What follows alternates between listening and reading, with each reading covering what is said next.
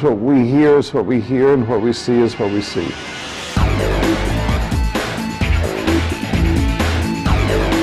What we see does not necessarily have to illustrate what we're hearing. And that there's a kind of balance between this interior space and exterior.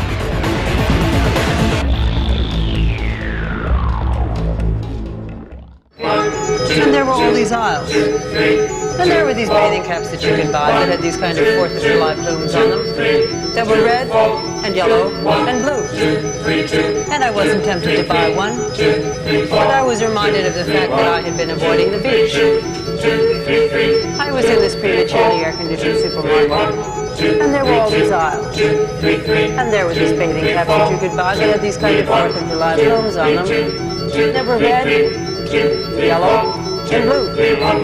And I wasn't tempted to buy one, but I was reminded of the fact that I had been avoiding the beach. I was in this prematurely air-conditioned supermarket, and there were all these aisles. And there were these bathing caps that you could buy that had these kind of... 德国剧作家海诺穆勒的《哈姆雷特》机器被评论界誉为是后现代主义剧场的代表著作啊。在这个剧当中有大量的一些诗化的一个语言以及意象的一个拼贴，您是不是也可以跟我们来谈一谈，你是如何来处理这些意象啊？然后非常清楚的把它表达给观众，而且也能够坚持你非常强烈的叙事风格。In the theater I make is what we hear is what we hear, and what we see is what we see. And that what we see does not necessarily have to illustrate what we're hearing. And so I often work with something that we're seeing that can be a counterpoint to what we're hearing. I can say, I want to kill you. Or I can say,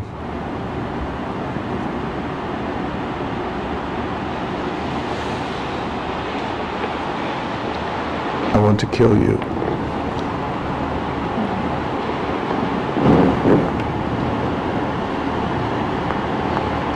And maybe the smile becomes more terrifying than this. So it's not arbitrary what we're seeing with what we're hearing, but how can they reinforce one another without having to illustrate, decorate, or second one another.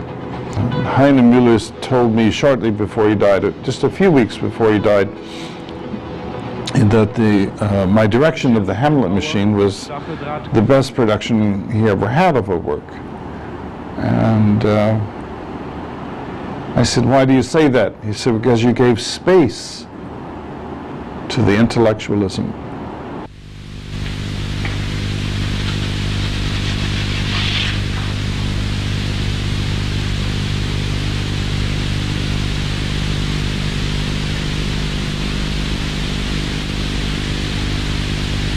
Ich will nicht mehr essen, trinken, atmen, eine Frau lieben, einen Mann, ein Kind, ein Tier. Ich will nicht mehr sterben. Ich will nicht mehr töten. Ich breche mein verdientes Fleisch auf. Ich will in meinen Adern wohnen. Im Mark meiner Knochen, im Labyrinth meines Schädels. 在您的剧场艺术当中啊，演员的表演部分啊，他们非常风格化的这个肢体动作，听说都是由您先来做设计啊，然后再由他们来执行。您是不是可以跟我们谈一下，为什么会有这样子的一个演员跟导演之间的互动？ The theater I make is a formal theater. It's not a naturalistic theater. I hate naturalism. I think that naturalism on stage is always looks fake. It always looks to be about a lie. So I think to be on stage is something artificial. And if you accept it as being something artificial, then you can be more honest about what you're doing. Because to be on stage, the way you speak, a text is different, the way you sing is different, the way you walk, for me, is different, the air is different, the light is different, the floor is different. The Japanese believe that the gods are beneath the floor. So the floor of the stage is different than the floor of your apartment. The way you sit in a chair is different than the way you sit at home watching television. The way you speak is different than the way you speak in a supermarket. Because you have an audience, you're being viewed. And, so the theater I make is formal. I wouldn't say it's stylized, I would say it's formal. And that a gesture is thought about and its timing. It's like dance. In the art theater is dance. In a formal theater there's more distance, which gives more space for reflection. Maybe that's what Heine Müller was talking about, where he said, I gave a space to the intellectualism. In a formal theater, you hold back. You allow the audience to come to you without insisting too much on the audience's attention. So therefore, the audience can participate by entering the stage space, because your emotions are withheld. In a formal theater, I can touch this glass, and it's cool, and that is my expression. I can touch my forehead, and it's warm, warmer than the glass. And this is my expression. I don't have to outwardly express it. Oh, the glass is cool, my head is warm. So it's based on a deep emotion that if I cry, it's inside. Have to cry outwardly. It's based on something, on a deep emotion. And if you are aware of your deep feelings, they will be your expression, and you don't have to outwardly portray them. Or in a formal theater, you can say, you must pay the rent. I can't pay the rent. You must pay the rent. I can't pay the rent. So you see that the actor's acting, and he knows he's acting. And the audience knows he's acting.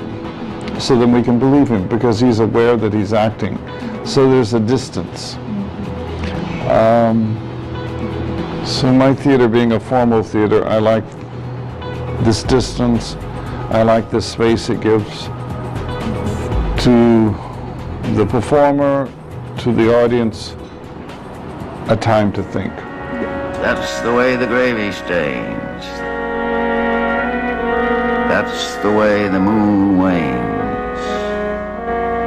I fell asleep down by the stream, and there I had the strangest dream.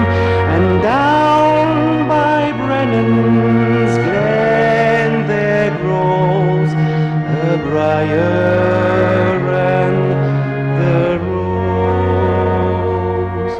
There's a tree in the forest, but I don't know where. And I built a nest out of your hair, and climbing up into the air, the briar and the rose. 您的舞台风格非常的简单啊，然后灯光非常的魔幻，剧场空间充满了很强烈的这个意象风格啊，演出的时间又非常的长，而且非常的慢啊。您可不可以跟我们谈谈您是如何来看待这个剧场的空间和时间这样子的关系？ Well, theater is dealing with the plastic time and space. So it's something that you can construct, you can deconstruct, you can stretch time, you can compress it, and you can construct this time space in sound, like a composer writes music. You can construct it in terms of movement, and it's your decision in making time-space constructions is how one makes it work. So I can start very slow, and then something happens quick. Or I can start with something very, very quick, very, very quick, very quick, and stop slow. It's a decision. Do I want it to be slow, fast? Do I want it to be more interior, more exterior? So I construct a piece in time and space by making decisions when things should happen.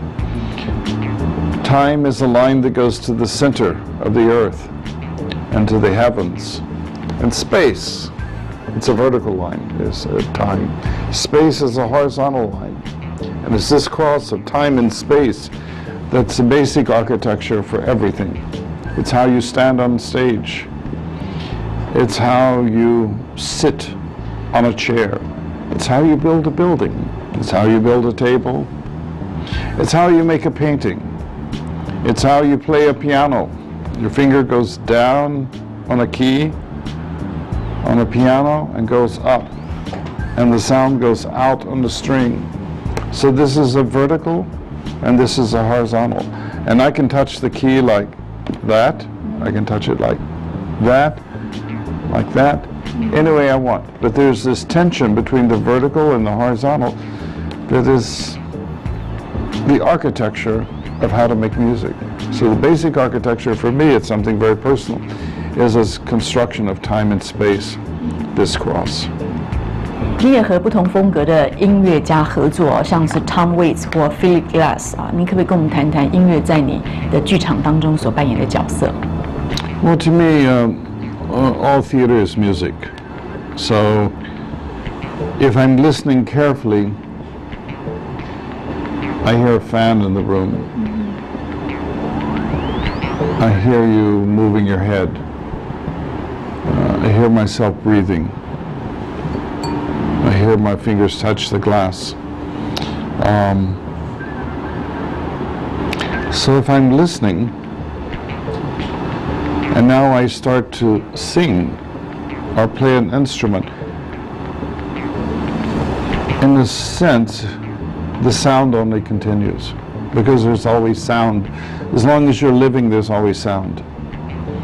And there's no such thing as no sound.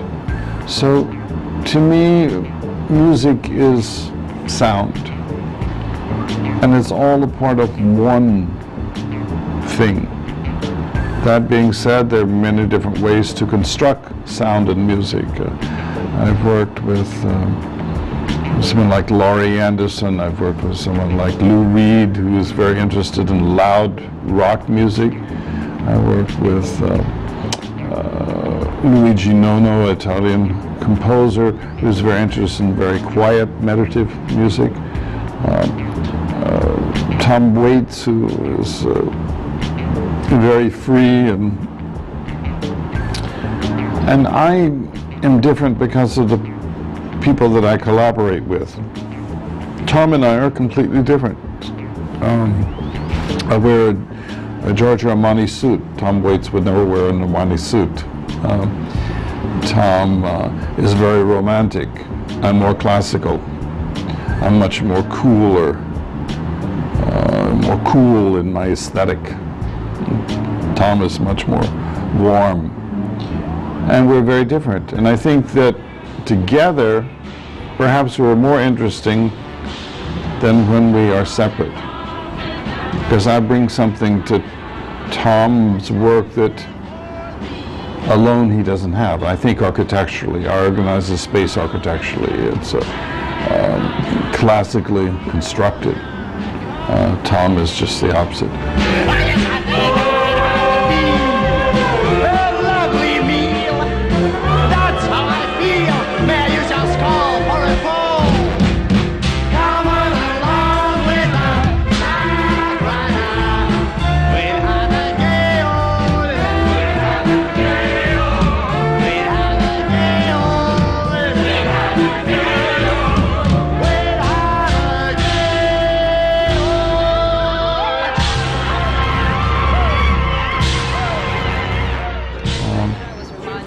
In the case of Philip Glass, we think alike. We think alike in terms of the way he structures music is very similar to the way I structure space, so that's a different kind of collaboration. They were red and yellow and blue, and I wasn't tempted to buy one. But I was reminded of the fact that I had been avoiding the beach. I was in this prematurely air-conditioned supermarket, and there were all these aisles.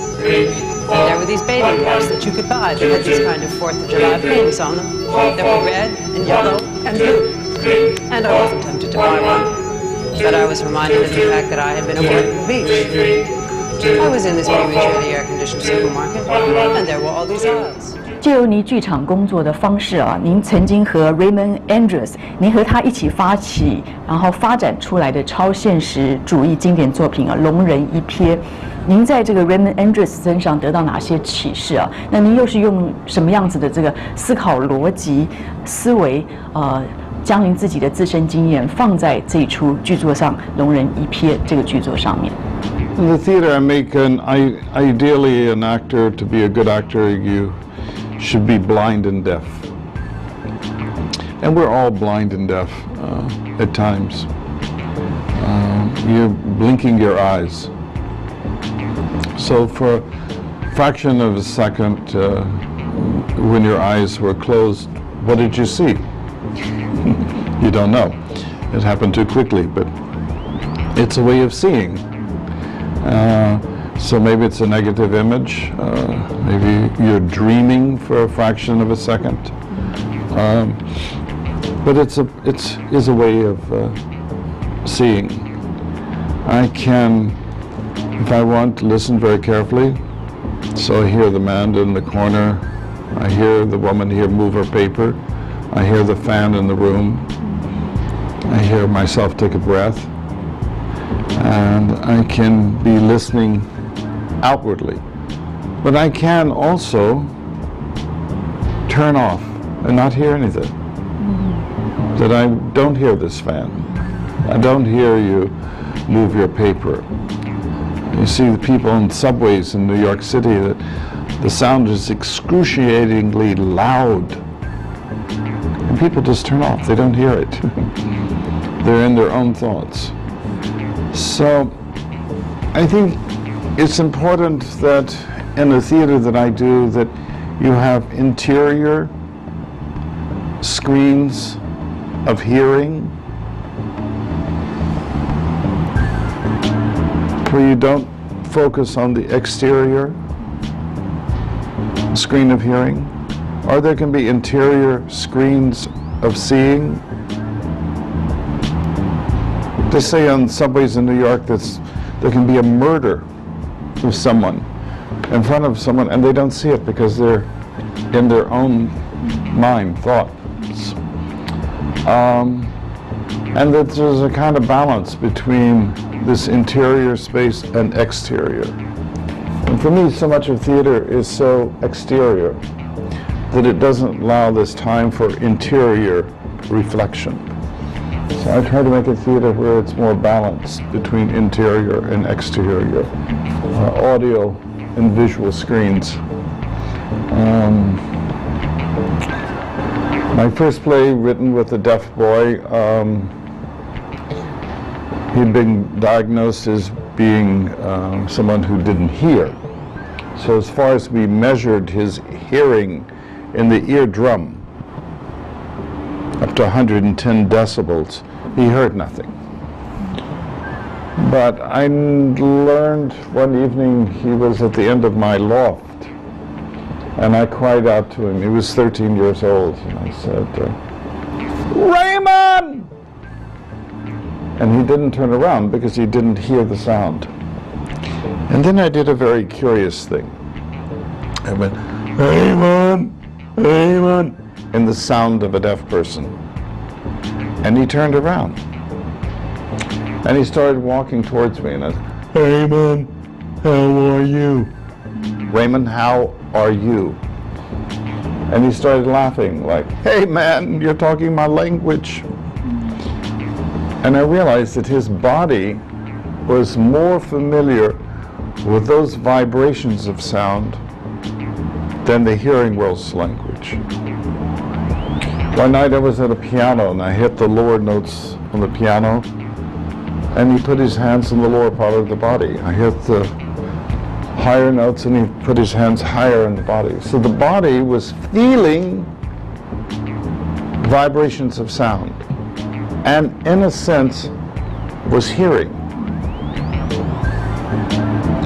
You know, with an earthquake, which we just had in China, it's very curious that animals were aware of this tremor long before man was, the human being.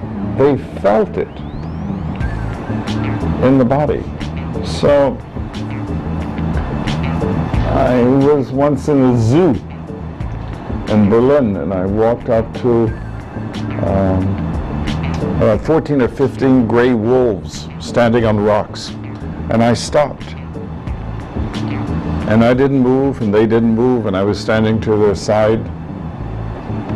And they were aware that I was standing to their side. They were aware of one another, not moving at all, but we were all listening together. So the theater I make was very much influenced by hearing with the body. The way the deaf boy heard with his body, the way an animal hears or listens with the body. Watch a dog walking to a bird. His whole body is listening, right? The way the foot touches the ground, his tail, his back. He's not listening with his ears only. The whole body is listening. So our body, in a sense, does hear. And our body does see. They say even the blind can feel vibration of color. So we are seeing in the blink of an eye. So we hear and see as blind and deaf people. Thank you for the interview. Thank you so Okay, much. thank you. 谢谢，谢谢，谢谢。 Bend my knee down to the ground.